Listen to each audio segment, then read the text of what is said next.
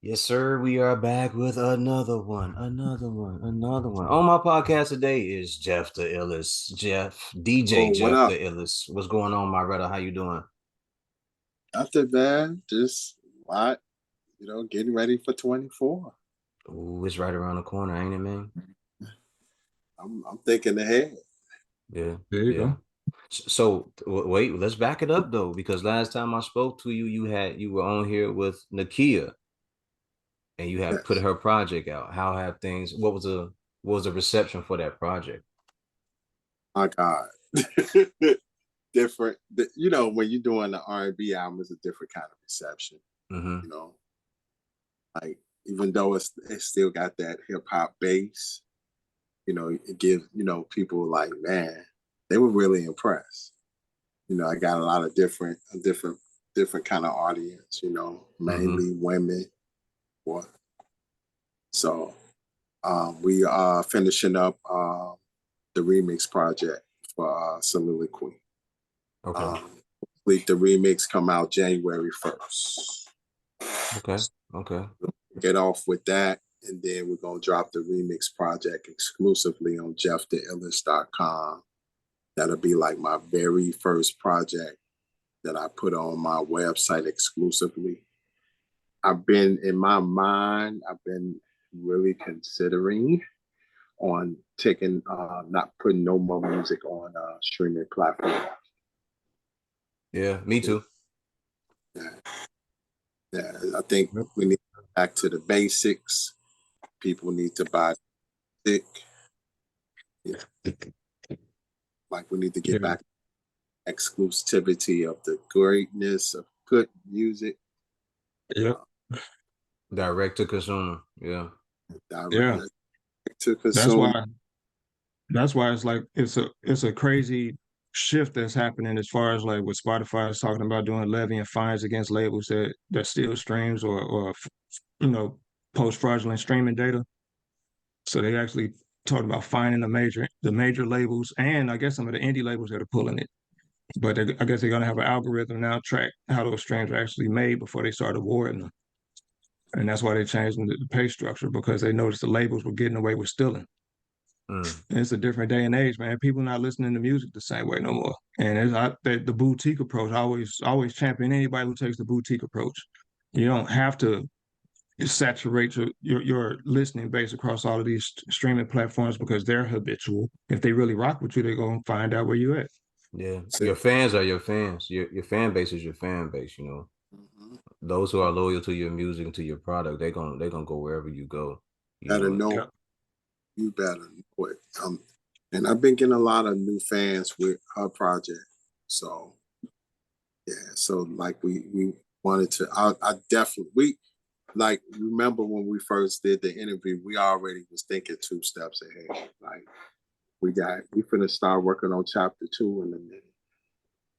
So we And the way that you had put it together was good too. Like I had enjoyed it, and I had went song by song by song, and I sat with those songs and I listened to them over and over again. I was like, oh, this has like a '90s feel to it. Okay, so here it sounds like this. This is reminiscent of this right here, and it sounds like he tried to emulate this type of energy, on this song. So it mhm. was a good project. We had a mission statement with soliloquy was to make Mary proud.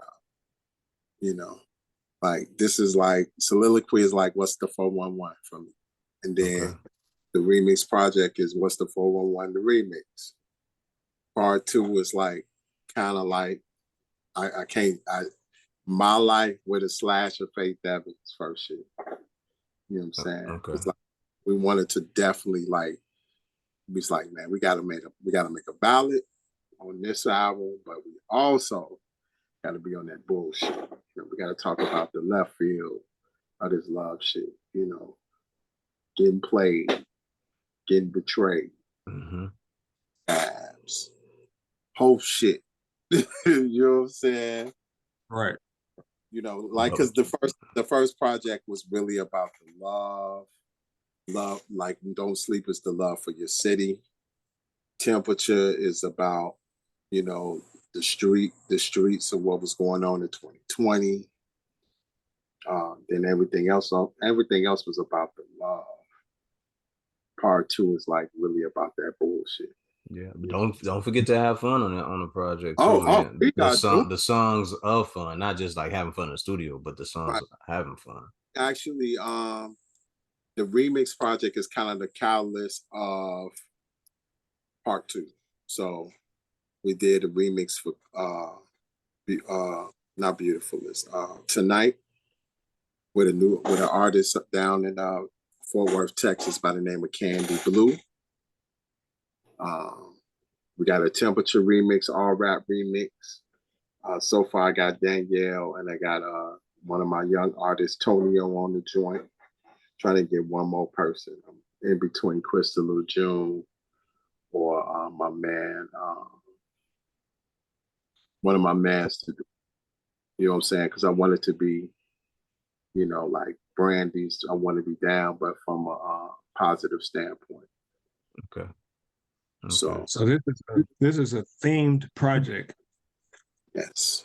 And with the way like the R&B landscape is and how it's been the last, I'll say 15, 20 years, how do you navigate that in the writing and creation of such a dynamic themed project? Because I think like so much of the music now is more visceral. It's not Right, as sublime as R&B used to be. right. The thing with me, what I love about when Nakia and me have the same mindset, like we wanted to have that 90s feeling, but still give you that 2023, 24 understanding on Right. like, you know what I'm saying? Like, that's why, like, when we came with Don't Sleep is nothing about no love R&B shit. Like I said, man, you got to talk about where you're from. Right. I'm saying, like, man, tell people, man, what the fuck Fort Worth is about. I got like on the interview, I was like, I got a wake up call. The first thing when I told her, I said, yo, talk about where you're from. And the first thing she told me was like, it's separate. Like people be putting Dallas Fort Worth together. And Right. different places. And I'm like, really? When we did that listening party, man, them Fort Worth motherfuckers was in there. You hear me? They was in there. It was like, yo, thank you. Thank you for representing the Fort Worth to the fullest. Like, you would think the kids a rapper or some shit. You know what I'm saying? She from like one of the forgotten barrel or something. You know what I'm saying? But man, them Fort Worth rapping like, yo, Funky Town or nothing. I was like, shit. They was like, that was not caring about that. It was like Fort Worth or nothing. Hell yeah, because it's an awesome thing when somebody reps where you from and some shine gets to put on it. It's kind of like you said, that forgotten borough, right? So Yeah, we know about Queens and Brooklyn and Harlem, but the Yonkers exist too now. yeah, Staten. You know Yeah, what I'm saying? Hey, fuck it, Connecticut. yeah, and shit, it's some ill motherfuckers in Delaware too. Truth be Delaware, told. like all of them like places that people will be like, man, ain't nobody checking for that. Man, niggas is checking for them niggas, Hey, man. Niggas is Well, low there. key, a lot of the ones that you know by name come from them areas. They just move to the bigger city and then they just take that on. You know what yeah. I'm saying? If you look at a lot of people's background, a lot of them don't really come from where they represent. Mm-hmm. They from the Nope. smaller side, Yep. you know? They migrated, cohabitated, Yeah. and all that. Like what's Tupac the perfect example. yeah, You That's a know? fact. yeah, like Rakim Yeah. from Long Island. Man, Guru. Guru, same thing. Boston, moved to Brooklyn. You know, Prodigy, yeah. Yeah. Yeah, a lot of these cats that you would be, Ludacris. yeah, Kanye. Yeah. yeah, yeah, yeah. So these people are they from forgotten places. They moved to the city. You know what I'm saying? So, but yeah, that was like that that's when I knew we had a great project too. Because when we put out Don't Sleep, I figured like, we did okay. Man, we did that listening party. Them motherfuckers were showing up. Good, good. Yeah, and we had a great reception on the project because one of my biggest things was like, man, I'm coming with a straight city, mean city sound. You know what I'm saying? But Dallas is a big city too. Mm-hmm. You know, people forget that, you know, just because it's in the South, you know, it don't have no city life. Trust me, Dallas is a city. It got some big, it's a metropolitan. Don't get it twisted. You know what I'm saying? So, you know, like I wanted that type of feel. But going into the next project, we actually doing the remix and part 2 together. And we almost done with the remix project. We almost done. We just got to do like maybe two more records. Okay. And we'll be having that out for the springtime, and then we're gonna have part 2 probably like fall 24. All right. You know, What about Danielle though, dude? What about Danielle? Danielle is coming. It's coming. Actually, with Danielle, the kid got to record her vocals for 2 songs, and once she do that, then Danielle's album is pretty finished.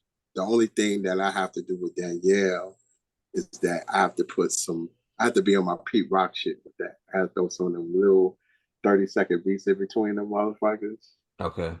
You know what I'm saying? So, because my idea for Supreme Excellence is like, I wanted it to be like Mecca and the Soul Brother, but me, it's Danielle and me. You know what I'm saying? Because she rapping. She ain't playing. Okay. The last, she ain't playing.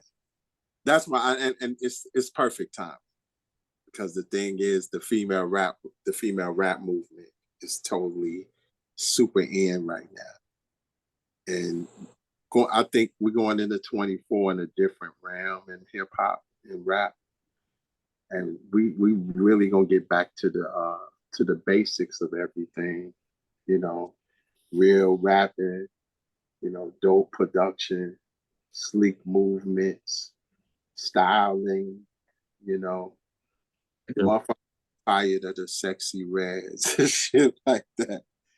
You know what I'm saying? You know, people are looking for something great and something new now. Yeah, absolutely. They want something dynamic. They want something that's going to really make them feel something. Right. People are tired of nothing rap. You know, you have nothing to say.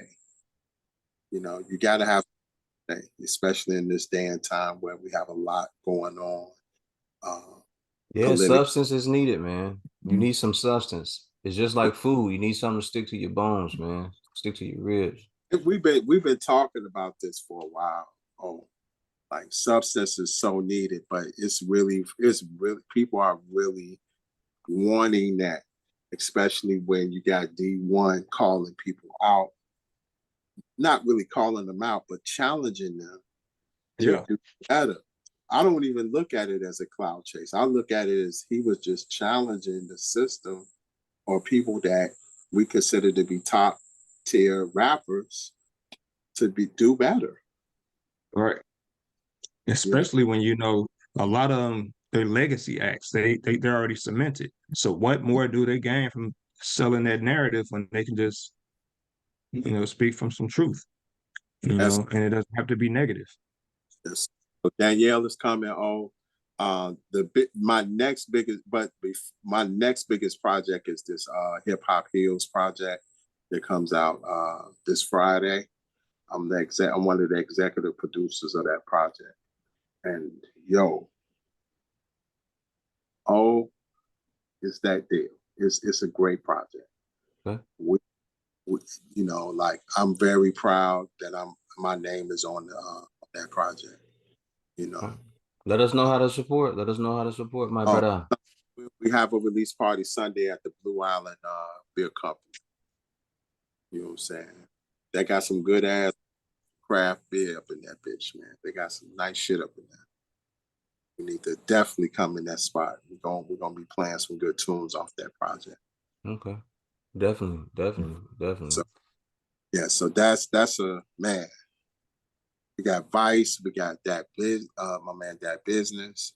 Had a nice array of great artists on that project. You know what I'm saying? And they talking that good talk, good positive stuff. You know what I'm saying? You know, got records about going to the doctor, being politically aware, relationships. Dealing with real relationships and the healing of relationships. Domestic, like combating domestic abuse. Mm-hmm.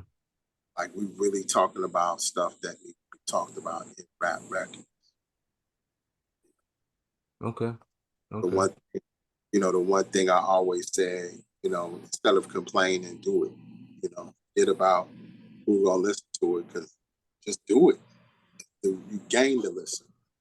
But what they say, be the change you want to see. That's it.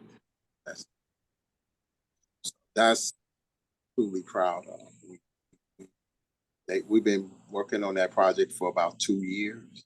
Okay. Yeah, about 2 years, a year, some change, And so it's going to be something special, for the city especially. We got the Hip Hop Museum behind it too. Okay. What hip hop artists, besides the ones you just spoke on, what other hip hop artists are you listening to lately? Ooh, well, let's see.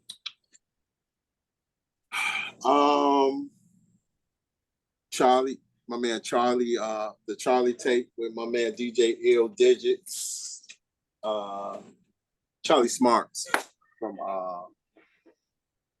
Cooley High. I'm looking forward to Rhapsody's new project. I like that Asteroids record. Killer Mike, man. Yeah, Mike. This album here. Yo.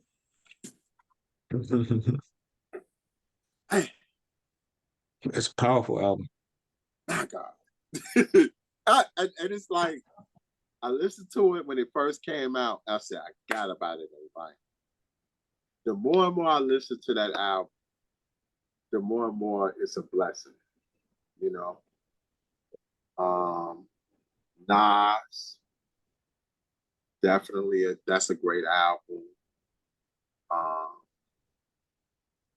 What else? So, Apollo Brown been acting a fool this year with that Sardines joint with Planet Asia.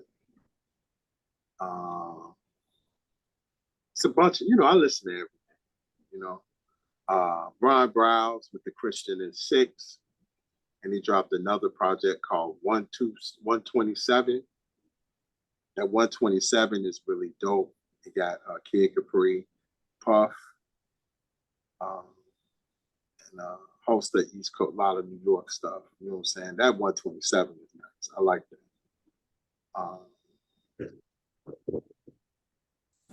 Pretty much. But I will say it's a lot of this. We have a lot of disappointing hip hop. It's hard for me to listen to music right now. And it's not just because a lot of it is trash. It's just because, like right now, like before we started, we were talking about what we're working on. When I'm working on music, it's hard for me to hear anything. So right before that Killer Mike came out, I was already writing and doing songs with people. So I haven't finished listening to that whole album. So everybody keeps talking about how good it is. And I'm gonna be so late on that album because I'm just trying to do so much writing and get things done. That Down by Law, you gotta watch that video. That video is excellent. And it's not no frills or anything. It's just Killer Mike in the heat of in the streets. And he in the record store and he doing his verses at the record store signing, and it's going up. That shit is authentic. I like that type of shit. So your process when you're creating music, can you take in other music and still focus on yours? Because for me, I can't do it. Like I shut everything out. Yeah. Because me being a DJ, I have to be listening to what's hot and what's not. True, very true. That's part of the process. But I have my own unique sound. You know what I'm saying? So I have pretty much concepts way already made. Mm-hmm. Like when I did soliloquy, I said Mary was my mission statement. Right. So I kind of, like got into that realm. You know what I'm saying? Like, what would Mary do with this? You know what I'm saying? Like, okay, I'm gonna get all my hip hop breaks, put them in the mix, use them, cut them up. You know what I'm saying? Get my musician friends to help me create that landscape, put some keys on some shit, and we take it from there. You know what I'm saying? Like I wanted the soul, but I wanted the tempo with it. You know what I'm saying? So that's what matters to me. Larry June too. That Alchemist. Yeah. If Alchemist, either Alchemist or Hit Boy need to get the production of the year. I don't give a fuck what people think. That Larry June, man. Jeez. That's the most like that album make you want to put on a pinstripe suit. You hear me? And get your fucking Mac on. You hear me? That Mark Candy House is something serious. You hear me? I forgot. I had to throw that out there. But Alchemist, man.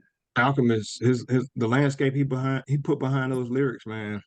Man, It was something different. man. Alchemist. Him and Hit Boy. You cannot deny that. Hit Boy brought Nas back. Man, listen here. I don't care what, man. Put Nas back in the conversation. Man, he brought Nas back. This last album solidified. You hear me? Got that nigga rapping again, man. Rapping. Rapping. That ain't bullshit. When I saw and he dropping gems in them songs. Man, good gems. Like my top 3 will be Alchemist, Hit Boy, and Conductor Williams. Man, beat Conductor. Yeah. Yeah. Man, he has, first of all, the drop is serious. Conductor, we have a problem. Conductor, we have a problem. Hey, the work that he did for Griselda the last year and a half, 2 years, is crazy. Man, that album is definitely in the top 10 top 10 joint. Yeah. Yeah, and that was it. I know this gonna be your listeners might be mad, but that Conway and Conductor is better than that West Side Gun shit. No, I could see how that will be. Yeah, I could see that being a thing. Conway is more of a rapper's rapper. More of a hardcore rapper. And Gun is trying to be avant-garde. Mm-hmm. Not only he like this album was like, okay, I just want to fit. Let me see if I can fit in. I want to be part of the my conversation is there, but I want to do some regular shit for a little bit. Yeah, especially since he had been out the way for a little bit too. I got a record with Jeezy. I got a record with Rick Ross, and I want to do it with the regular niggas. And to me, it wasn't that great. I didn't.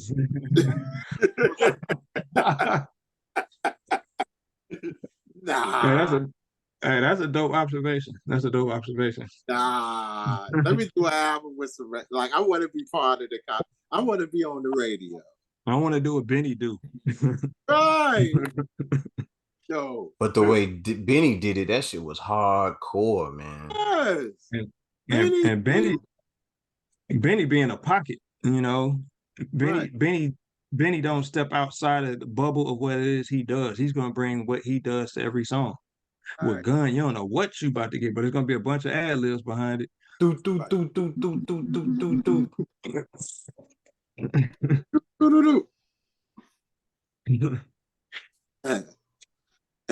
it was like this a drill beat? Nah. Salute Gun, man. Salute that guy, man. He's a visionary for the team. As far as the hair, man, you can't deny the great. Man. But the album, no. The album was very Damn, I'm damn near may put it on the worst list, but I don't know if I do. You know what I'm saying? Him, like Drake's album was on my worst list. I can say that off top. glad you brought that up. I want to ask you a question, right? Okay, so Yeah. this is whole discussion that Joe Budden started by saying that Drake needs to rap in his age bracket. And people are saying he was right about that. Other people are just saying he's hating, but a lot of people are saying, dude, you're almost 40 years old. What are you doing? You know what I'm saying? That's the direction the conversation is going in. So I want to ask you, based on what you know of the Drake album, listening to it and then just knowing where he's been musically for the last 5 to 10 years, does that sound like there might be some credence to that? Not saying that he needs to rap about the things people his age rap about, but just to bring some maturity to his content. In a sense, I agree, but Drake is a soft pussy ass nigga. I'm so serious. You know what I'm saying? He's sweet, man. He tried, like, when he tried to be hard, you be like, I don't even come off right. Not believable. You know what I'm saying? Like, we don't believe you. You need more people. Right. And Pusher, man. This nigga, you trying to step, you still gotta, like, he still got the chip on his shoulder when Pusher gave him them hits. You hear me? And he's like, that's the only song on that album that's dope with Conductor, right? He trying to come tough. And I'm like, you have no idea that this toughness is gonna get you out here bad, brother. Yeah. You know, man. I can't say, like my man said, push on the clock. I said, no, he's good. He's good. He's good. And remember, they told him not to. They told Pusha, don't respond. Leave him alone. No, he's gonna respond. He responded on the Clips record. Oh, he did. Okay. Yep. Oh wait, so they had a project that came. Did it actually come out? No. Okay. But when they did the fashion show in Louis Vuitton, right? They played they did a new record for the Louis Vuitton joint, and the whole first verse of Pusha, he coming at Jim Jones. The first line of the record, he said, "You living under the spirit of repossession." I was like, "Yo, I'm done." That's crazy. You living in the spirit of repossession. I'm like, whoa. Who thinks like that? What? Wait a minute. Living under the spirit of repossession? Listen to that. Who said that? I'm like, Jim should have shut his mouth up, man. Talk about he don't deserve no top spot, no count or no number. I'm like, yo, dude, Pusha is a problem. Yeah. Been battle tested. You know what I'm saying? I'm like, don't mess with that man. That's why I said because it was gonna be a Pusha DJ Drama Gangsta Grills, but I got a feeling what's about to come out is gonna be another Clips album. I will salute a Pusha Gangsta Grills. I will salute that. Yeah. Oh, if that comes, that's gonna be really, really tough. Mm-hmm. But I really got a feeling it's gonna be a Clips album. Yeah, because whenever lately when him and Malice actually do get on records together, it just bring that it revives that feeling. Yeah. You know, they bring that energy back. Yeah. Great. But to answer your question, 6, Drake have always been this sucker and succotash ass nigga to me. You know what I'm saying? He be on some, pretty boy action, Right. And to me, he's like one of the leaders of the new generation in rap. So he's like the in-between, you know what I'm saying? Like, who I give mad props to, who knows how to move in the in-between, but still with his albums, he beats him, J. Cole. Facts. J. Cole can do the record with the Young Thugs, the Babies, all those kind of rappers. But when he does his albums have power and value, and he doesn't chase the trend. Right. You know what I'm saying? I think Drake, that's absolutely true. right. Drake chased the trend. He'll put the Sexy Red on the album, and he, chase the trend, and that's cool. I would say he has to make a 40-year-old 35 and up rap album. No, but just show your progression. Talk about the shit you done been through and everything. Right. Right. You can show your progression. Yeah. But see, Drake is emotional. So that's Drake is also probably the most, and nobody actually says it, but everybody says it, that Drake is probably the most misogynistic rapper to exist. Yeah, and he does it underhanded. Yes, sir. Yes, sir. Big time. Big It's time. like most rappers at least show love to women in their songs. He does. Not at all. No, I'm trying to hit. What we doing? Yeah. And it always be like the narrative is typically like some she left me, she could never do no better than me type shit. Yeah. Yeah. Yeah. I just find it to be interesting because but it's also he does that bait and switch and sleight of hand shit too, so but go ahead. I was gonna say I think that is interesting because like where this conversation was going, it kind of got me thinking about something a conversation you and I always having about Drake before, about how like my theory is this, because he was a child actor, he was already primed for entertainment. He already had media coaching and stuff like that. So everything that it took to actually develop a artist, they didn't need to do that with him. Also, he was a fan of the rappers. He approaches everything like he's a rapper's fan. Like his beef with Pusha T is no different than his beef with Joe Budden. You see what I'm saying? It's the exact same thing. The legends he admired the most, people he borrowed from, don't respect him. And he's hurt by that because he was showing up to their concerts and stuff like that and dapping them up. And when he blew up, now he at the top of the mountain. He got all this money, but he's no cooler than he was when he was a child actor. He don't have he's like the Amanda Seals of rappers. You know what I'm saying?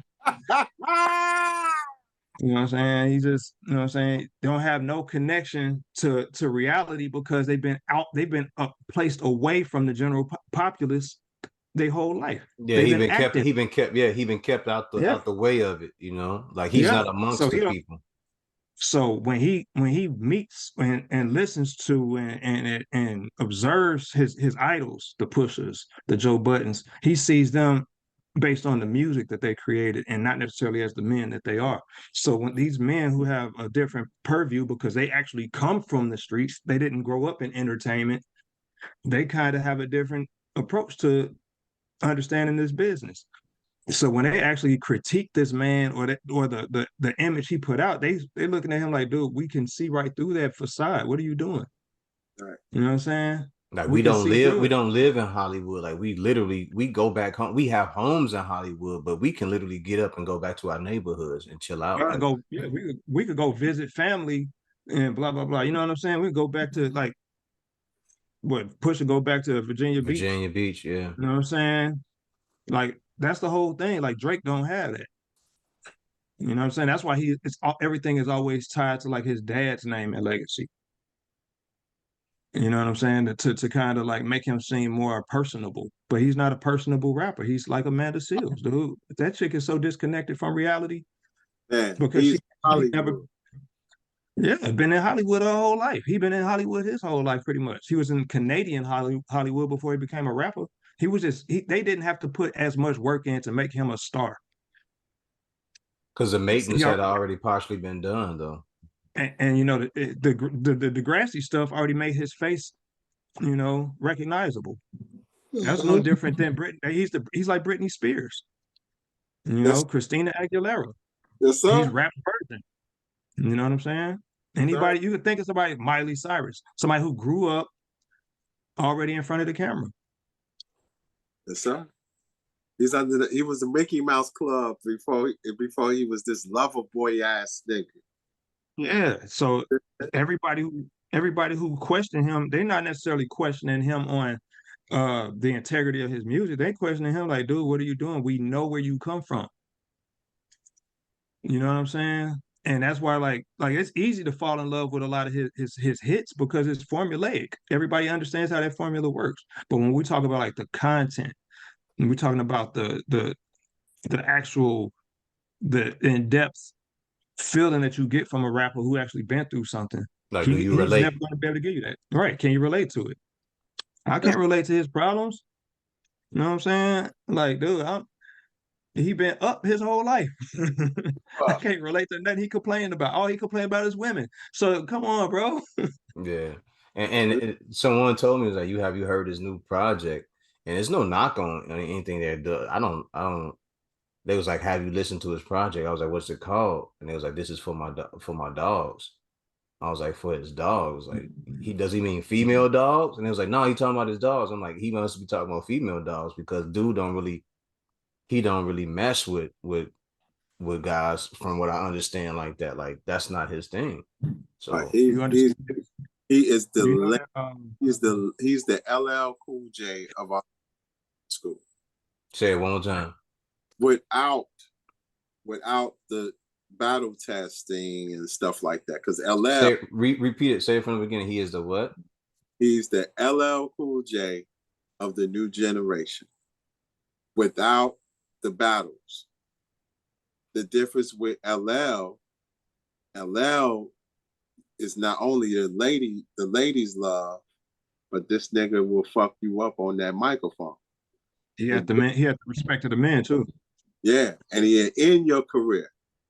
He in careers. People forget about LL ending careers. When Ice-T stepped to him, over with. When Cannabis stepped to him, over with. The only issue he had was Hammer and maybe Mo D.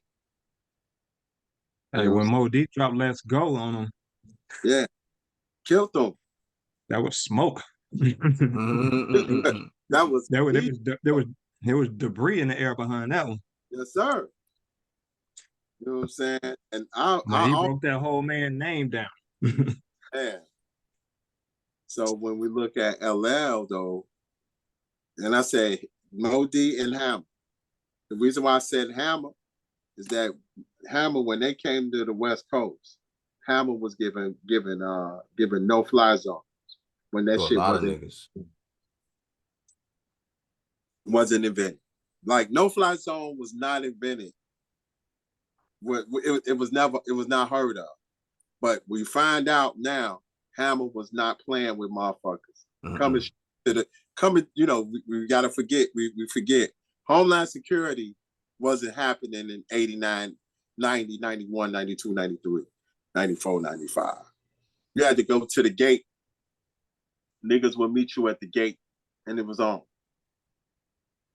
You know what I'm saying? And LL had a conversation with Hammer. And Hammer said, man, what you say? You know what I'm saying? People thought the parachute pants was a joke. You know what I'm No, saying? buddy, really get down, man. Because I heard Redman tell some stories. I done heard Niggas, man. quite a few guys say that, man. If you talked about Hammer, if you said his name, he would come see you. They would show up 40 deep. Outkast did an interview talking about when they did a show with Hammer and how he was working niggas out in the back. Motherfuckers was short on his money and he let loose on them. Yeah, Yeah, Andre and Big Boy was like, man, they said I never even thought Hammer was that dude like that until that moment. Hammer was no joke, man. Man, It was he was matter of fact, I heard a story like MC Search just talked about this. He was like, man, Nick Hammer was trying to see me at the UMTV Raps reunion. Mm. Like, man, in New York. Like, hey, man, watch your mouth, man. You talk about my moms, man, I'm gonna fuck your ass up. Yeah, he had smoke for Jay-Z too, remember? Yes, sir. Jay knew what time it was. He cut it out. yeah, taking them little pot shots at Hammer. Mm-hmm. Everybody that never said something about dude, he show up. It's just like saying Candyman name too many times. I'll be there. Yeah, that's one of the little known hip hop stories that people did not know. They thought Hammer was this happy go lucky nigga, but we found out he was a goon. You know what I'm saying? Supreme boom.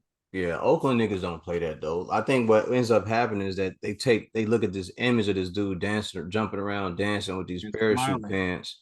Yeah, him having fun. You know, this was the earlier version of the shiny suits phase. He had the parachute pants phase. You know, Sir, you understand what I'm saying? But sir. that nigga wasn't going, man. He had a team of people behind him, and they was whooping ass. Yeah. And You know what people misconstrue like all of that aesthetic because they don't realize the same amount of energy it took to learn them dance routines that he was a part of. He could whoop your ass with that same energy Yes, sir. and get back to dancing. And that was the whole thing, right? Like, dude, I am literally working out for all this I'm shit. fit. I'm Yes. fit. I'm for Like, the can you not tell? I'm fit and I'm for the shit. And, and you know who really respected Hammer? Suge Knight. Suge Knight Mm-hmm. didn't fuck with Hammer. Suge Knight was like, man, that's my man. You don't want none of these problems with this dude.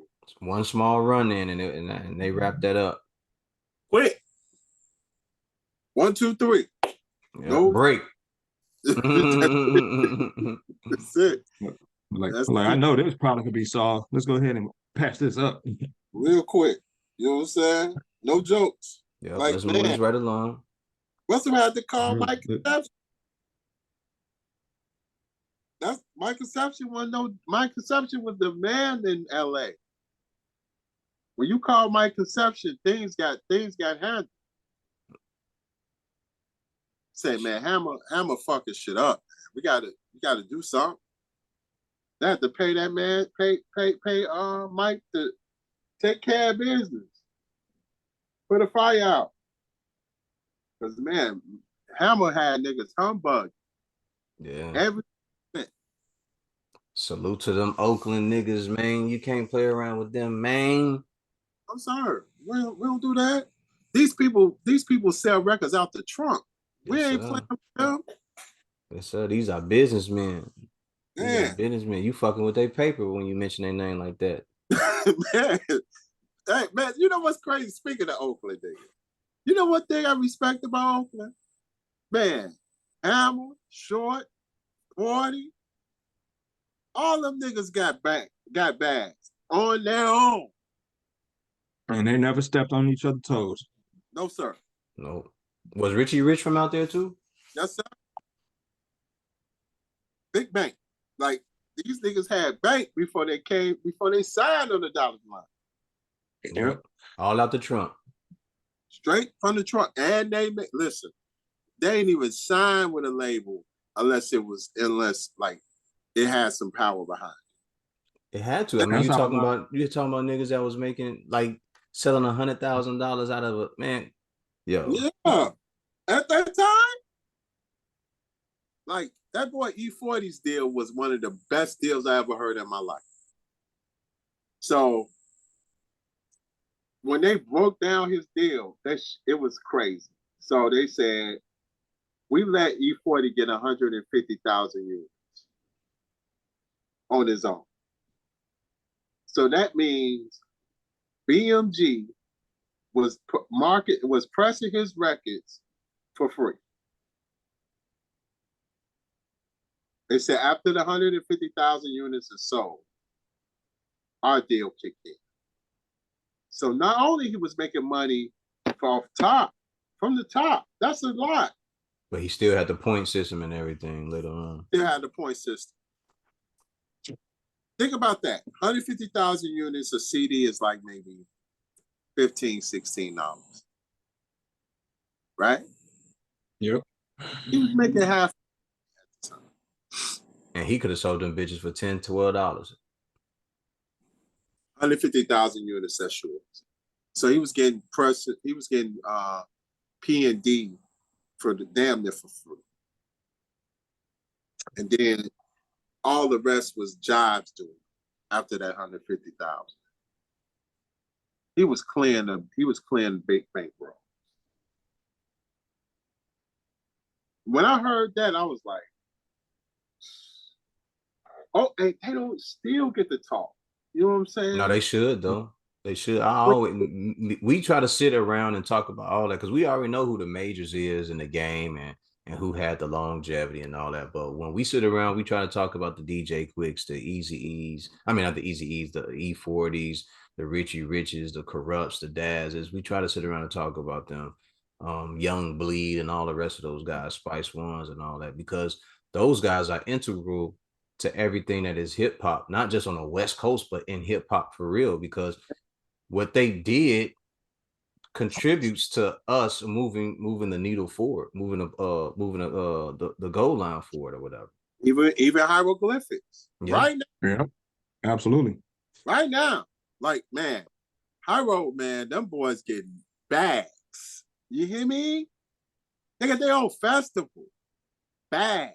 I knew they was making a bag when I went to see Little Brother when they first came to Chicago off that listening album. They opened for not Souls, but for Hyro.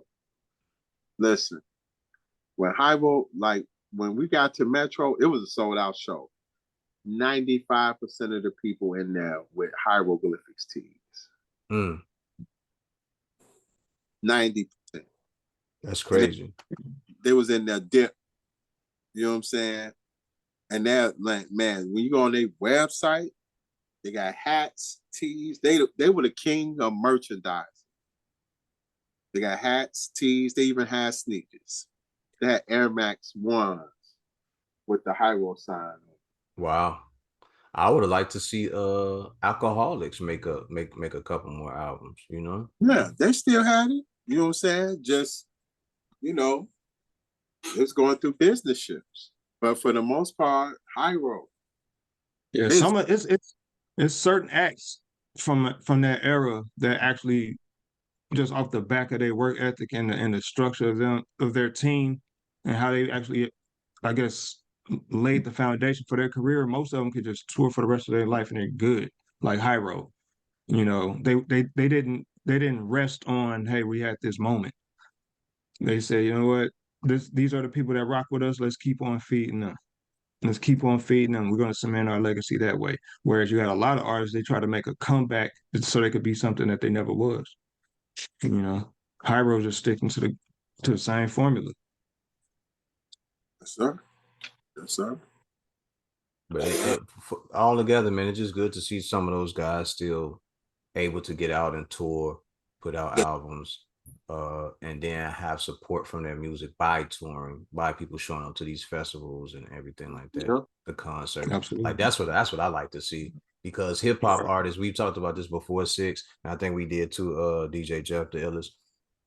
Hip hop shouldn't start when you reach 40 or 45. We shouldn't just go into retirement mode or get away from the game. We should be able to just tour and put out as many albums as we want or as the artists want, as long as they have the back and the currency through fans. You know, like they should still be able to get out there and do what they do. Oh, and I just said this to the kids I teach. You know what I'm saying? And I have a big disdain for our young people, right? Because they have this mindset that hip hop is a young kids game. And I have to tell them, we are the only genre or culture that sits there and plays the ageism game. You know what I'm saying? You don't see that shit in rock and roll. Rolling Stones is touring right now. Sellout shows. Nobody is saying nothing. YouTube, Kiss, Aerosmith. All those people go out and do shows. Matter of fact, my son coming with me, and he liked the shit. You know what I'm saying? So Madonna's still traipsing around here like it's 1985. Man, you better hear me, Sick. When we look at this hip hop shit, we start putting brackets and stuff like that. Yeah. No. Be trying to put a whole structure around what people can and can't do, man. That shit is crazy to me. I think that's why, to kind of circle back on the point of the original conversation, that's why I think it's important that people understand the context of like asking Drake to rap to his age. Not necessarily saying age his raps, but kind of like show that it's cool to be an older dude rapping. You know what I'm saying? As opposed to being an old dude who pretend to be a kid. But it Right. go back to what I was saying. I believe that because he has no real world experience, he can't dig into that bag to show that growth. No, he's no. He Only just don't have it.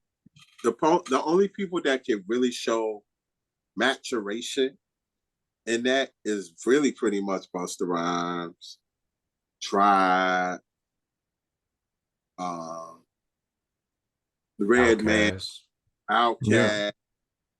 You know, Scarface, yeah, Common. these are veterans that can put out albums and still have relevancy and people will accept it.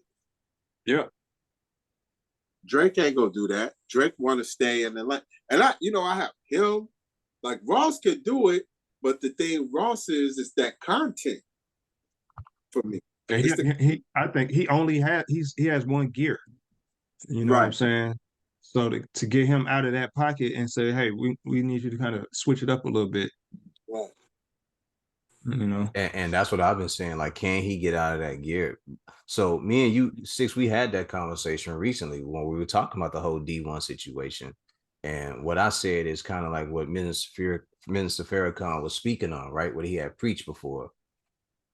And it's not to call nobody a devil, but what he was saying is the fact that you know that you're doing wrong and you continue to do it, that's what makes you the devil. Right. Yeah, because they got to justify it anytime you question on it, you get angry and have to justify it. That's a sign of that evil. Yeah. Yeah. And And Lack of accountability. that's the problem I have with Rose. You know what I'm saying? Rose and Jim Jones. But sometimes I may throw that Benny the Butcher. They go with these one trick ponies. Somebody calls you out and say, "Hey, yo, let's break this up a little bit, man. Let's talk about other shit. We got, we got this Israel shit going on. Free Palestine. We got Republicans ready to get at each other on some fighting shit. You know what I'm saying? We got election season coming up. You know what I'm saying? shit, let's We talk got about your health. Shit. man. Yeah. Let's get our health. Let's get a health conversation. And some people think it's corny, but it's not. No, it ain't. It's cool. Like, man, it would be cool if Rick Ross would be like, man, get your blood pressure down, eat right. You know what I'm saying? Matter of fact, one of my favorite albums is Dead Prayers, Let's Get Free. Talk about it. That's one of my favorite albums. And drink water 8 glasses a day, because that's what they say. They say you are what you eat. So I strive to eat healthy. The goal in life is not to be rich or wealthy, but true wealth comes from good health and wise ways. We got to And start taking better care of ourselves. man, that album is like a blueprint on living. You hear me? Yeah. Like it's bigger than hip hop. You know what I'm saying? Mindsets. Yeah. What rappers talking about that? And did it in a fly rain. Yeah. Did it in a smooth ass way. Let's have mind sex. We ain't got to take our clothes off yet. Right. They're not just rapping it, they living it. Mm-hmm. Mm-hmm. You know what I'm saying? They literally living it. Got clothes, got a whole movement behind it. Mm-hmm. That's the authenticity. Man, they was authentic. Man. You know what I'm saying? Revolutionary, was it revolutionary but gangster? Yes, sir. RBG. Uhuru. Salute to Stick, M1 and Stick. Man, that was something dope. And it hasn't been like that. It's like, to me, it's like anytime you have rap or hip hop that represent that consciousness, and we see the shift come, right? But when they start seeing that shift, powers that be like, don't do that. Like, we need some twerking over here. Bring those twerkers. Right. Nigger it up, nigger it up, nigger it up. Bring the niggas in. You know what I'm saying? Gotta talk that gun talk. Man, where the shooters at? Bring the shooters. Right, You right. know what I'm saying? We gotta run that. We gotta We gotta talk run about that play. money. For real. We gotta Yeah. get these strippers out here. And that's that. And that They do that when they start getting hot on them, they try to cool it off with that. when that shift happens, like every time. Every time we start educating, they like, no, no, no, no, no, no, no, no. Let's sample. Where the samples? Where the Right? samples? Get the samples in here. Where, man, they do whatever it takes to keep our people from not being free. Like, man, every time. Like, cause okay, we got Dead Prez, right? Most Def, right? We got who else?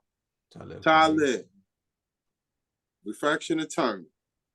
We had The Roots was having time. Common.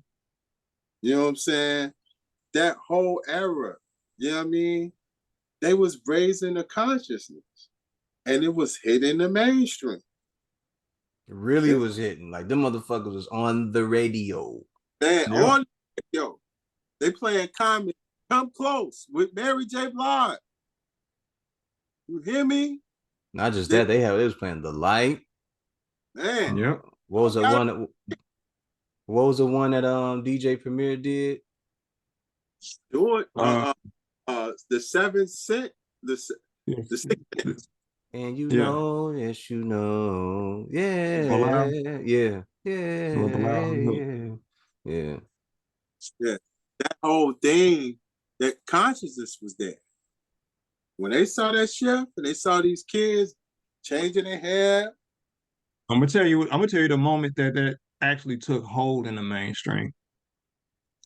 And you can trace it back and you can look at it as thorough as you want. Because prior to that, you had Dr. Dre was running it.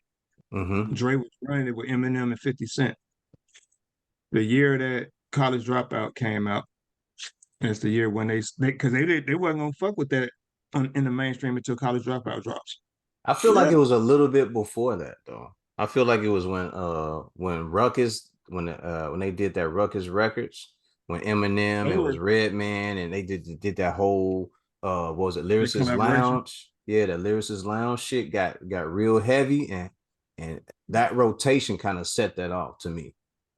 That was the catalyst for it, but the thing that really gave them the confidence to start signing those artists and actually putting those songs on the radio was songs on the radio that sounded like they could compete with what Kanye was dropping.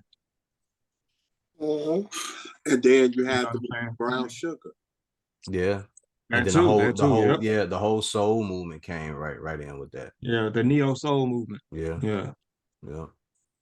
When Brown Sugar came and it did well at the box office. Yeah, and it set the tone, set the stage. Yeah. They was like, do more. Y'all like that, do more of that. But then when they started paying attention, like, wait, they talking about what? Yeah. Sambo, hit the Sambo alarm. Hit the Sambo alarm. Bring Lil John over here. Wait. You can't hide that. Because think about this, and I'm gonna go back a little bit. Okay. Like I'm from when I was in my going in my preteen era, like 11, 12, and 13, you had Self-Destruction, Public Enemy. The Stop the Violence movement was on every album, right? Yeah. You know what I'm saying? You had School Days, you had Different World, and all those kind of shows to get kids to think about going to college. We had BET when it was real deal. You had Teen Summit. Yeah. You know what I'm saying? Teen Summit. When Teen Summit came on, it came on right before Soul Train. Yep. Yeah, that shit was dope as fuck. And it had good, relatable topics. You know what I'm saying? In fact, I always tell people, I wanted to be this super duper MC. I tried to rap. After I saw a show, Teen Summit show about the entertainment industry behind the scenes and talked about how much money they was making, I was like, man, fuck this rap shit. After something. And Teen Summit was that show. And like those things were happening. About 93, 94, they was like, we gotta stop this. Yep. and they Switch it up. they put out the Chronic. And then you think about the movies like Boys in the Hood and Menace to Society, you know Yeah, what South I'm saying? Central. Those South Central, those become more normalized. Yeah, it was a concerted shift. It wasn't just one thing, very, it was everything all at once. like when you look at like, and I love the Chronic, and I did a whole class on it. I love the Chronic. I thought the Chronic was one of the best albums ever made. You know what I'm saying, of that time, right? But what that album, when we look at the con of it, what that album did was shifted hip hop into, it was cool to talk about smoking drugs, smoking drugs, smoking weed. You know what I'm saying? The album had a marijuana leaf on the album. It was revolutionary. It was so different. It was the antithesis of everything that hip hop had tried to work to become up to that point. Right, Even the underlying message wasn't what the last NWA had on it. You know, right, it was like way more in the streets right. than prior albums. Way in the and it was like, man, when that album came, the whole game shifted. When I say the whole game shift, whole game shift. You know what I'm saying? It They influenced the sound, the content. Like yeah, if you're gonna put out an album now, after this album drop, you got to talk the most visceral gangster shit you could think of in order to get these people ears, for them to believe. sir. A rapper that don't get a lot of recognition, or well, I ain't gonna say recognition, that don't get talked about a lot. Elza. What do you think of Elza? Man, problem. Has one of the illest pens in the game. I Mm-hmm. think Mick Fack said, man, everybody else can get it except this man. This is the person I'm afraid of. Mm. Elzai, first of all, Elzai get a lot of props because he's from the D. And they look, every time you say Elzai, they always put him in the Slum Village category. And to me, when they put Elzai in Slum Village, they became somebody to talk about lyrically from a lyrical standpoint. Because production wise and beat wise,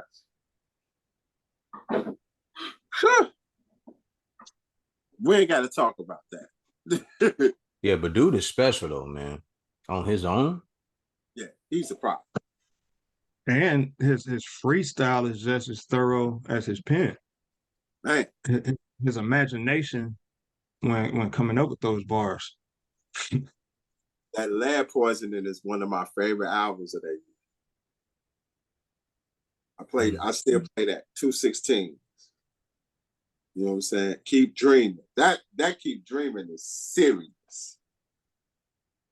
I couldn't believe the stuff he was saying. He was coming tough on that. Dude, I'll be listening to him sometime. Like, man, if this ain't one of the most lyrical but relatable people in the fucking world, man.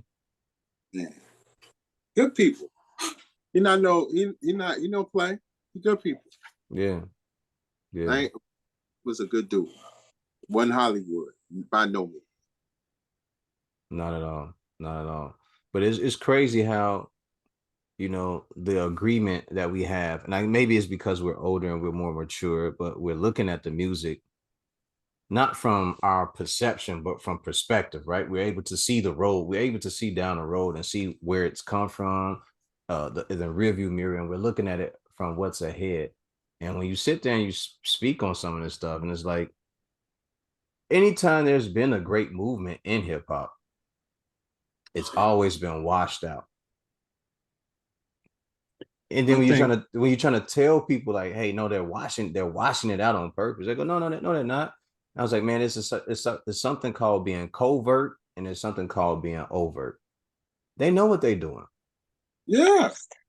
I think it comes down to this. It's like because every time we had that movement, we had that the face of it. You know what I'm saying? We had an individual who represented I guess that movement, like Busta Rhymes was like once he did his verse on Scenario, he became larger than Native Tongues at that point. You know what I'm saying?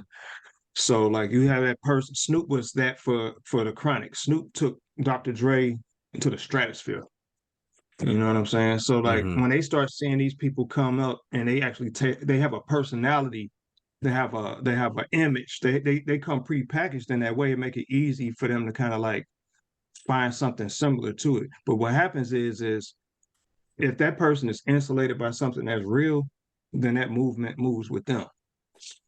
A la, Tribe and Q-Tip and his production and kind of like help. Like most of Busta Rhymes' career, he's been working with a very similar set of producers, because he's still tied to where he came from. But when the industry plants those seeds, all these industry plants come in and you can see them actually working. Where they the ones that come up with the hit out of nowhere and all this old shit. Those are the ones that are used to disrupt the status quo.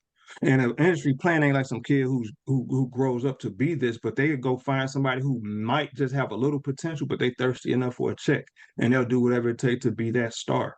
They may not That's ever reach star status, but they'd be just good enough to disrupt some shit.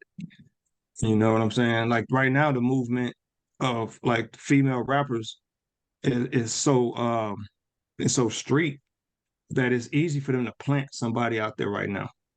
You know what I'm saying? So it'll disrupt what Rhapsody and Tierra Whack and those girls and those women can actually do. You know what I'm saying? Their music is no less dope, but you don't get to hear it because they're hidden behind that wall that's set up by these plants. You know what I'm that's saying? You got a Sexy Red who everything she say and do is posted online, so it's a distraction from the music, yes, sir. you know, and they associate all those antics with the music. TV shows like Love and Hip Hop is the same thing. They put hip hop in the title and it has nothing to do with hip hop at all. It might have a couple former rappers on there, but because that association is there, no matter how dope, let's say Elzhi had an album dropping.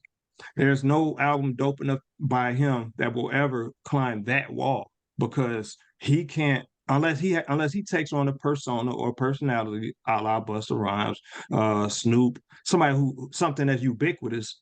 When Elzhi becomes ubiquitous, then he'll probably be able to overcome that. You know what I'm saying? Jay-Z is ubiquitous. You know what I'm saying? And he might be one of the few that he might not even be putting on a character, but most of these rappers put on a character, and those are the ones that succeed. Mm-hmm. Drake is putting on a character. You know what I'm saying? Yes, There's no sir. way there ain't no way he go to bed the same way he is on TV or on them songs. Ain't no way he the same dude. Yes, sir. You know what I'm saying? That's why Andre walked away from the industry. He knew that Outkast as an entity was ubiquitous, but as a human being, he didn't want to be that character. Mm-mm. You know what I'm saying? And And you he can said look at it and see he why said you he can see how he despised it. moved. Yeah, he said he Yeah. despised it. You know what I'm He saying? said That's why. something. He said I wanted to walk away from it. He said, and if I can't walk away, at least let me just turn it off. He said, but every time somebody see me, they see me as that, and I just want to be the dude. I just want to be a regular guy. That's why it was so important for him to have as much creative control when Outkast was dropping those albums, dude. He had to redefine himself every album Mm-hmm. because otherwise he would be pimped out Dre from Southern Playalistic. Can you imagine 9 albums of that shit? I mean, Because he's I, trying to be ubiquitous. right. You I, see what I'm saying? I respect Dre's move, and I love the fact that he's going. Like he's being him, right? Right. But you as a rapper, you're already like Stratosphere, stratosphere. Yeah. He's an alien. He's an alien. He's extraterrestrial. He's not normal. you're like you're like the OMG of this rap shit. You don't have to do much. The shit when I heard the flu shit, I was dying. I was like, what? For real? And people are excited. Like 3,000 coming out. Oh my God. I'm like, I know he ain't rapping.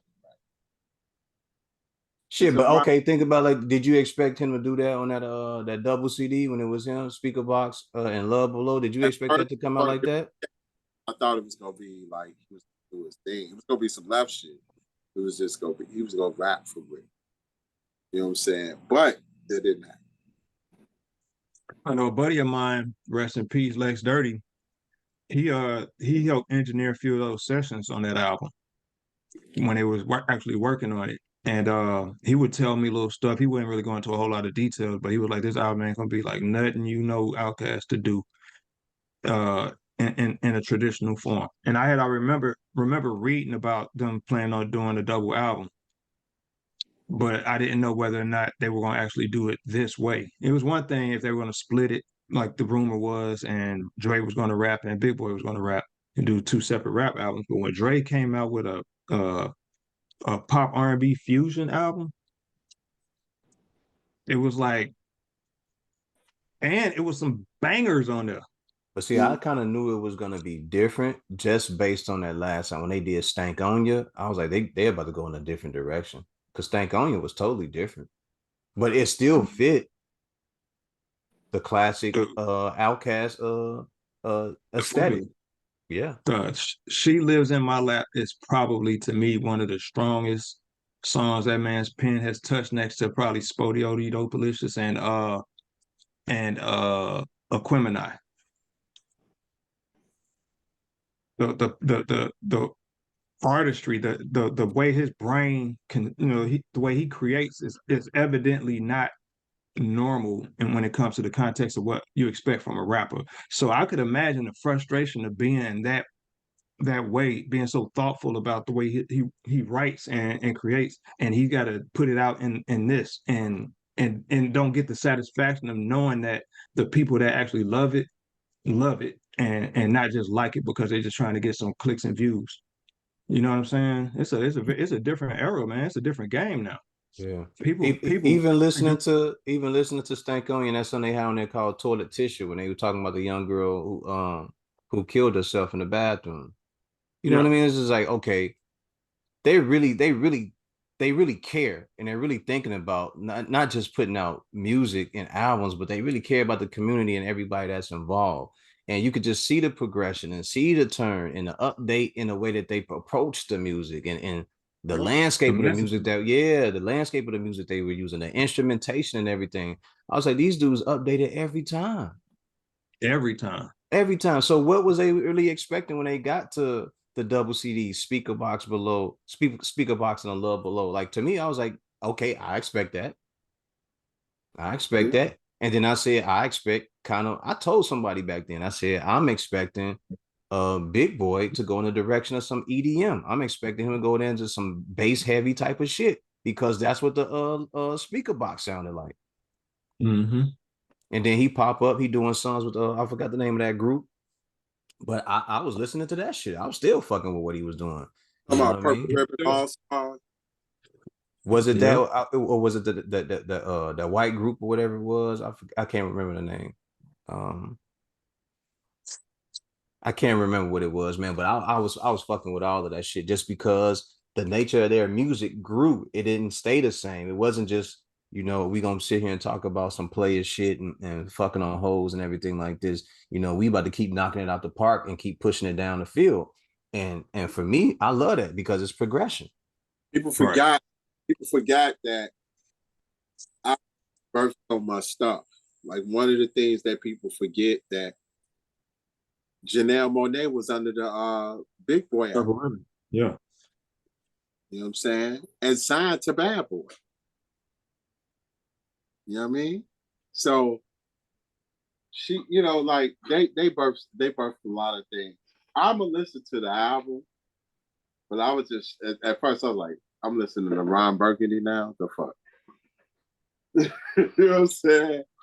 That's I'm like, funny. You say, oh, that's hilarious. you know what I'm saying? I listen to Ron Burgundy in this motherfucker. You know what I'm saying? No. Hey, that's Was, hey. I told myself I'm gonna listen to it with neutral ears. I'm not listening to it as though I'm listening to an Andre 3000 album. I'm gonna listen to it like I would if I'm just digging for records. If I'm Right. just going, if I'm going to a record shop and oh no, what's this album? Pop it on, listen to it, see whether or not that's something I'm gonna cop. The album, That's how I'm gonna listen to it. the album I was talking about was Boomerverse that Big Boy did. Okay. That was his EDM album.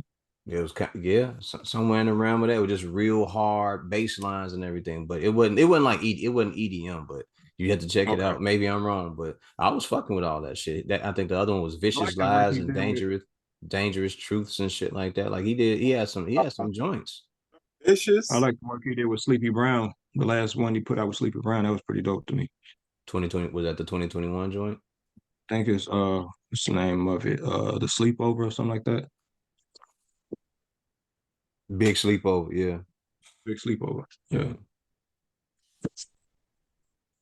Yeah, dude and done dude like that. I was expecting them to continue to do shit differently. I mean, there was just so much growth between them, and every album there was this expression or this tone that hey, it's still us, but we're about to take it further. We're about to keep pushing it. Remember, we're going further down the field. We started at Southern playalistic Cadillac music. We started there, but we got to keep on pushing it down the field because we can't stay the same. And I applaud that for artists to continue to change and grow. I would rather that than motherfuckers continue to tell me about how many guns they got. Bro, I Yeah. got my own trauma. I got my own trauma. I don't need to hear no more about guns and dope all the damn time. That's why a lot of time I don't even listen to rap music. All right. I agree. I agree. You have to put them in your top 5 or top 3 groups of all time because Yeah. they have a representation of growth. Southern Playalistic don't sound like ATM. They recovered the fumble and ran it back for a touchdown. Right. When Repeatedly. the East Coast when the East Coast got cocky, Outkast saved the day. You know what I'm saying? After that Repeatedly. Source Awards moment, it was up. From that Source Awards moment, it was up. When Dre said the South got Couple something to times, say, he stopped talking. couple times East Coast was fun. You know what I'm saying? That's one. Yep. Yep. DMX is 2. Yep. Well, I'm gonna Yep. go. The Woo was number 2. Then DMX. Because DMX came in when Puff and them was winning. Shiny suits, big chain, champagne. X said, fuck all that. Let's get back to these streets. Let's get dark. Let's make it dark again. Like, where the dogs at? Yeah. You know what I'm saying? We ain't Man. got no girls around. We in these streets. We got pit Hey, bulls and chains, and we out here on 4-wheelers. hey, he Right. dropped 2 albums and killed him for Def Jam. Def Jam ain't had nothing like it since. They didn't have nothing like it before. Period. And you know what they did? They fumbled. Ain't nothing like that since Warren G. Nope. Nope. Warren G and shit. He saved Def Jam. Yeah, he did. Yeah, he did. X Man and set man, put them on the map. What rapper you know dropping 2 albums in 1 year at the same quality? And carries the label through to 2 years. Right.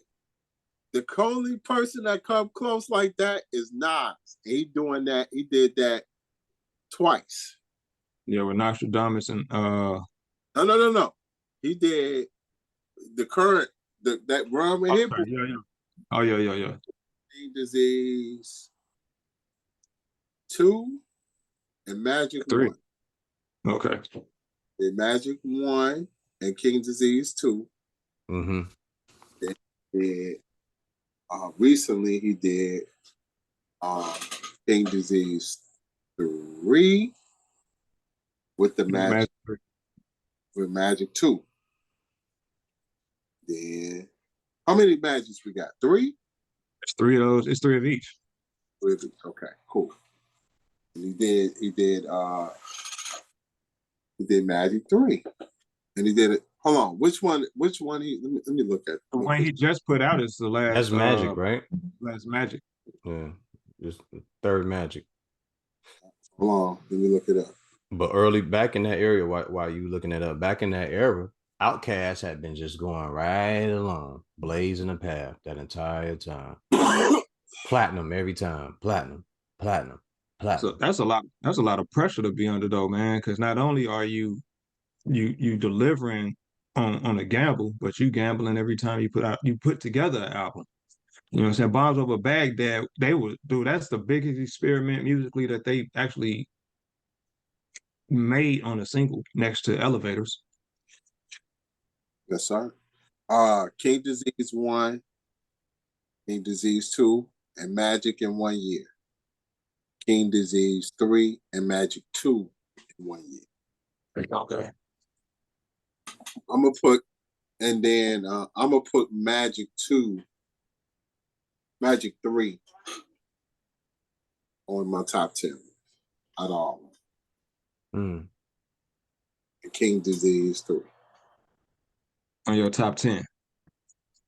Yeah. When you say top 10, you talking top 10 albums? 23. Oh, okay. Of the year. Okay. Just make you got to clarify, brother. You got to clarify. Magic 3 serious. That shit cold. I ain't saying that. I'm just saying when you say top 10, you got to let me know if you're talking about shit. all time or just this year. You know, that's a big statement to say. This shit. Okay. 23. We got some I know great. you was talking about producers earlier. And you talking about conductor, talking about Hit Boy. Any I guess lesser known producers you really checking for?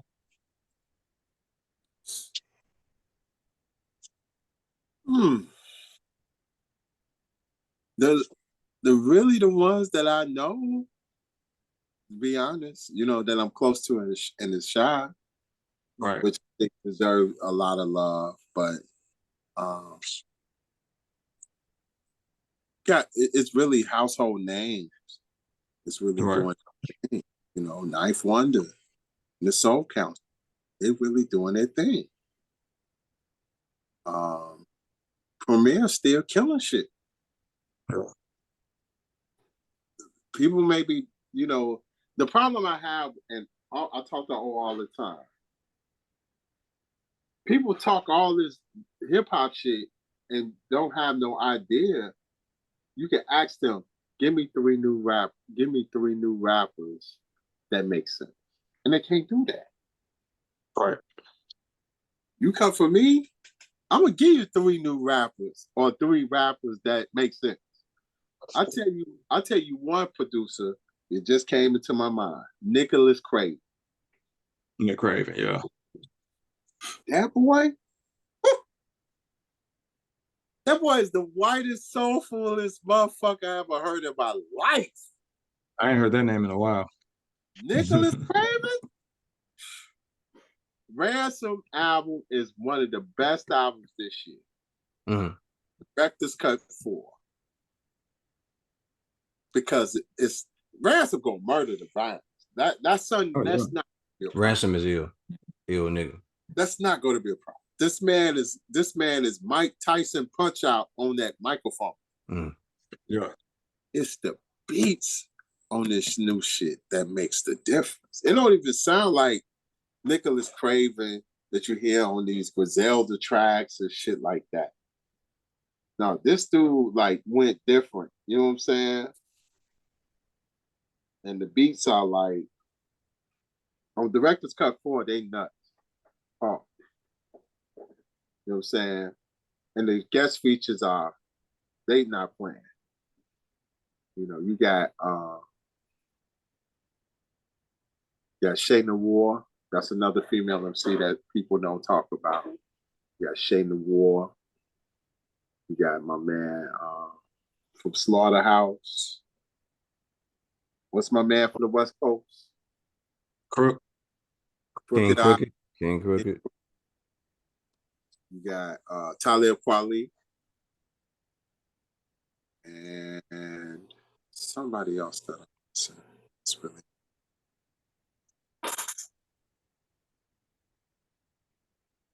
It'll come to me. But Director's Cut 4 is series. And Nick Craven is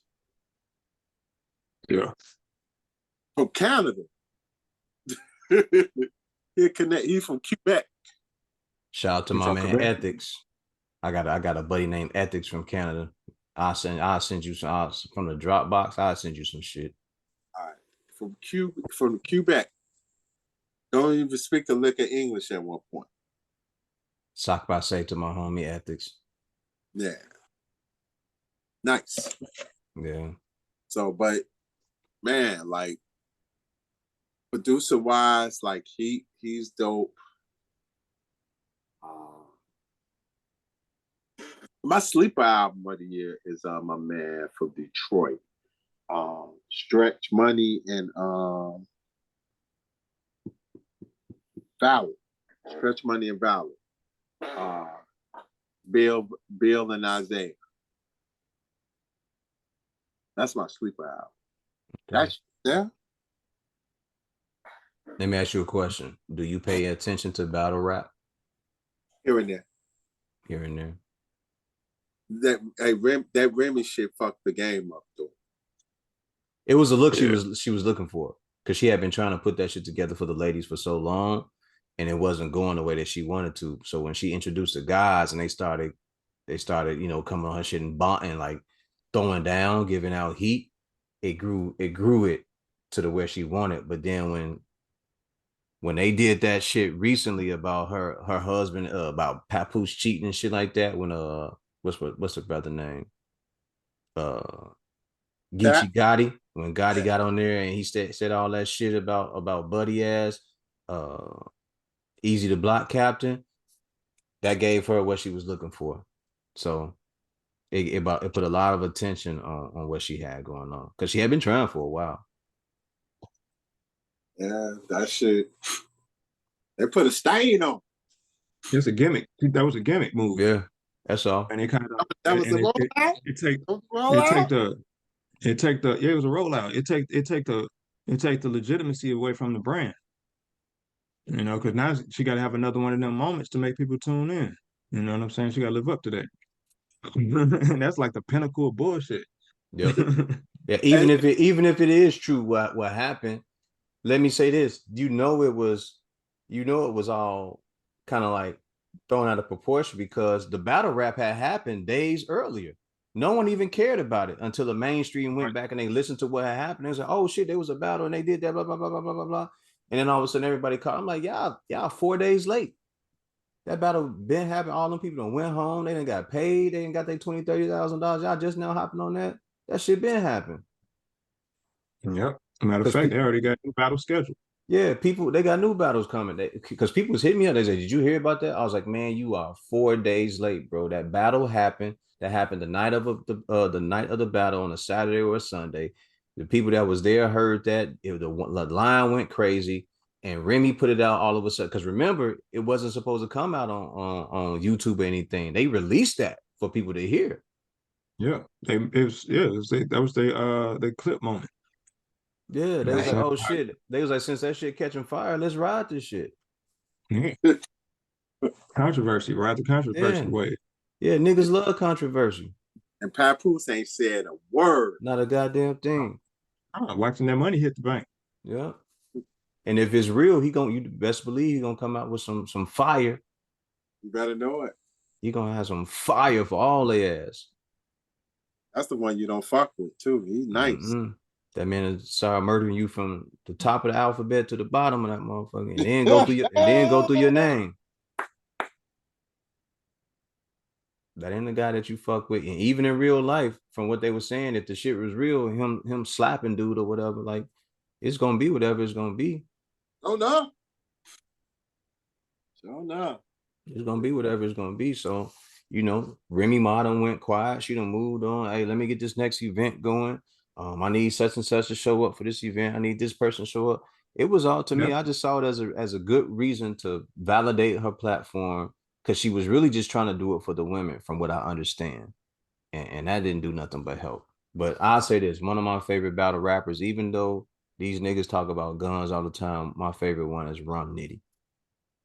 Really? Rum, Yeah, rum is nice. Rum goes crazy.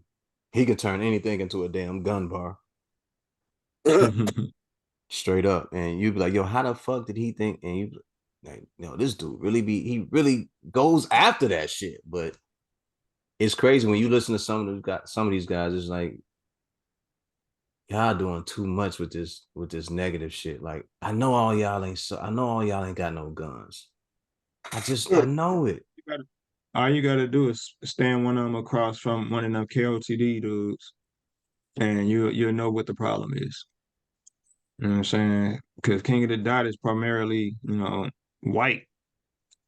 So you stand them across from anybody from any other section, and you'll hear the difference. It's content. They starving for content. They don't have the content it takes to actually strengthen those bars. You take the guns out of the bars, or how many packs they move, how many bricks they move out of the bars. You kind of stand there across from a dude who don't really know what he's talking about. Yep. And You know what I'm saying? now you sound like a child playing with grown men. With zero vocabulary. Yep. Wow. Yep. When I be listening to it, and you hear the inflection and the tone of their voice, like, a motherfucker from the street when you hear it. Like okay, that he did that. Like, you can tell, like, oh, he just talked about the smell of crack. He just said that. And then the other guy comes, when I hit you with this profile, boom, and you like, yo, fam, no. My gun's so big. How big is it? You like, come on, bro. Man, I love bars though. Bars is the best shit. You know what? Who from Chicago who don't get a lot of? We need to get on here too. Quasar. Quay, Yeah, he on the West Coast now. Let me see if I can hit him up. that motherfucker said these veterans better get ready for severing and blood shedding. Fuck a gun when I'm finished. There's no bodies to place your lead in. Beheading the beast with sharp blades that's so heavy that when they touch you, they crush you before they even get a fucking chance to cut you. You ain't fucking with Quasar, vocally spit y'all with 8 bars. The only one hard enough that he could rape God. What? I remember when I battled Quasar. I don't know if you remember when they used to have this party line, and all the rappers had a room that they This would is the call to Chicago Loach. and just battle each other and battle and just really just strengthen up bars. I can't remember exactly what the line was he said, but it was like, because we had been going back and forth for like 15 minutes. So, you know, but he said this bar, it got weird as hell, man. Everybody just like, this nigga, he just different. Yeah, but he another one though. He another one. I had said something in the verse against him. I said something about I compose sheets that make parishioners hold heat. Commissioner snatch a gold rope just to smoke the gold leaf. You should know me. I'm known to throw bows at those who flow weak to dope beats and hope to throw hoes they don't know or even won't meet. And that's when he came back behind that with that fucking crazy. He did a play on my name, but it was Ooh. so fucking intricate. That boy was different. That boy was different. All right, Jeff, I'm gonna let you get on up out of here, man. Anything you need to say, your website or anything before we go ahead and wrap this on up, man? JeffTheIllest.com. That's gonna be we're finna revamp that. Hip Hop Heals comes out Friday. You can go on the website hiphopheals.com and cop the project. Get ready. Supreme Set January 9th, 2024. Coming soon. That's my event. We play dope ass good music. No trap, no drill. You come to hit, you want to come there and listen to that.